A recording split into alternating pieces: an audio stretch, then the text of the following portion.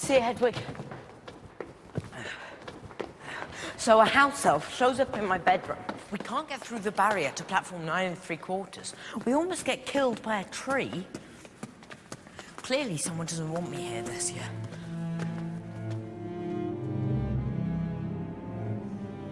Well, take a good look, lads.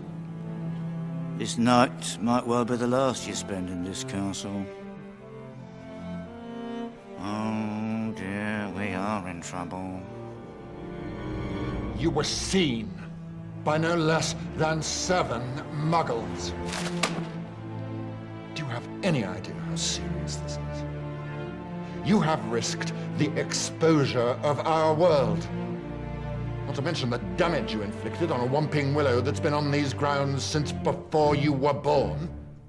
Honestly, Professor Snape, I think it did more damage to us. Silence!